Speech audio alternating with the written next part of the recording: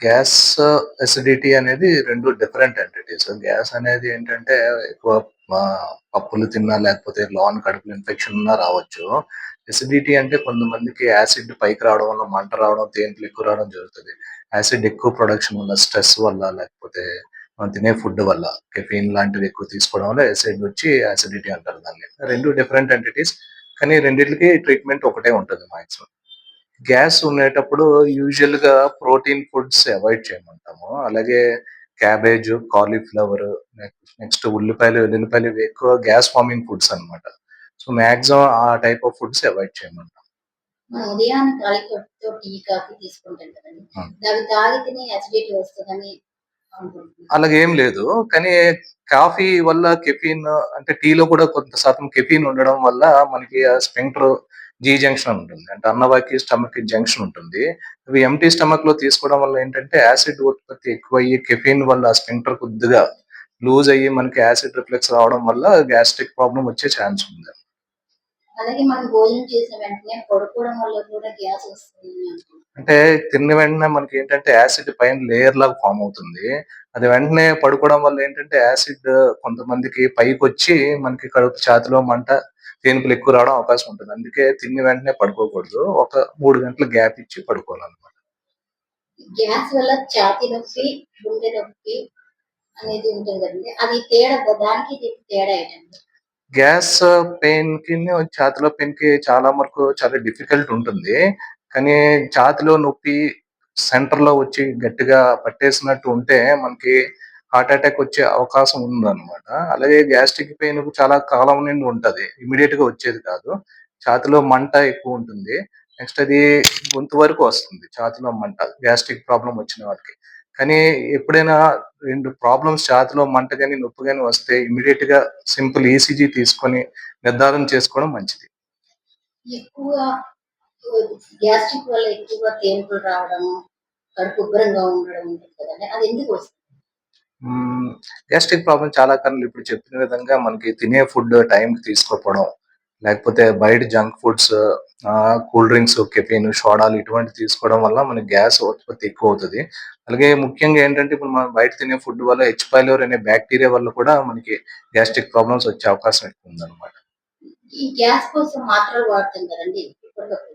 ఆ వాడటం వల్ల ఏమైనా సురక్షితంగా ఉంటదా? అంటే గ్యాస్ట్రిక్ టాబ్లెట్స్ నిర్ధారించిన టైం వరకే వాడాలి.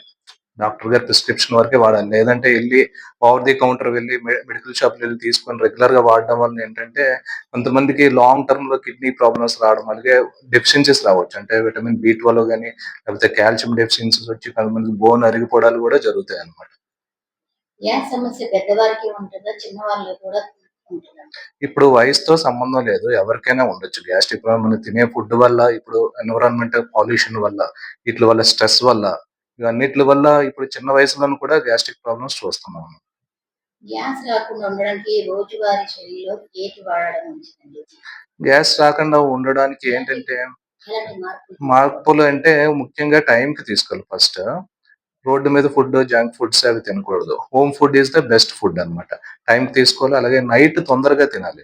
ఇప్పుడేంటంటే లేట్ నైట్స్ పార్టీలు చేసుకోవడం, లేకపోతే లేట్ నైట్స్ తినడం వల్ల మనకి అసిడిటీ పైకొచ్చి మంట రావడం, లేకపోతే ఎక్కువ ఆ ప్రాబ్లమ్స్ చూస్తున్నాం. సో, ఎర్లీగా తినడం. ఇదివరకు పూర్వం ఎలా చేసేవారు 7కి, 6 కల్లా అయిపోయేది ఫుడ్.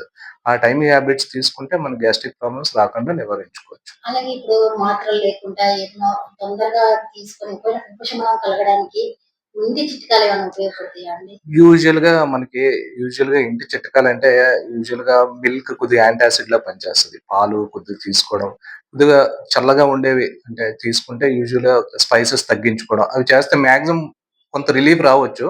కానీ ఎటువంటి ప్రాబ్లమ్స్ ఉన్నా ముందుగానే దగ్గరలో ఉన్న గ్యాస్ట్రోంటర్స్ కలిసి చేసుకోవడం అనేది చాలా ఉత్తమం. మరి పెరుగు, మజ్జిగ, జీలకర్ర ఇలాంటివి తీసుకుంటే తగ్గుతాయని అంటారు. అది అది నిజమేనా? అది అదేమి ఉండదు. అంటే మన కడుపులో ఉన్న ప్రాబ్లమ్ బట్టి తగ్గొచ్చు, చిన్న మైనర్ ప్రాబ్లమ్ అనుకోండి. యూజువల్‌గా చిన్న చిట్కాలతో తగ్గొచ్చు.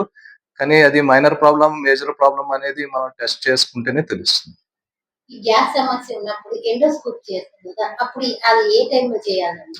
ఎండోస్కోప్ అనేది యూజువల్‌గా ఆహ్, యూజువల్లీ 45 ఇయర్స్ తర్వాత ఎవరికైనా కొత్తగా ఈ సింప్టమ్స్ గ్యాస్ట్రిక్ ప్రాబ్లమ్స్ వస్తే కంపల్సరీగా చేస్తాము.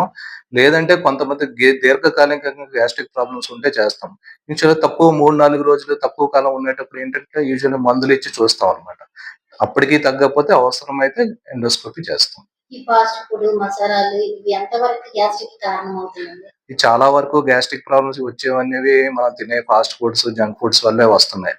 సో, అవి ఏంటంటే కలరింగ్ ఏజెంట్స్ ఏయడం ఇవన్నీ ఉంటాయి గాబట్టి, అవి స్టోర్డ్ ఉంటాయి. ఫ్రెష్‌గా ఉండవు. ఇంట్లో చేసినట్టు ఉండవు. సో, ఆటిల వల్ల మనకి ఎక్కువ ప్రాబ్లమ్స్ చూస్తున్నాం.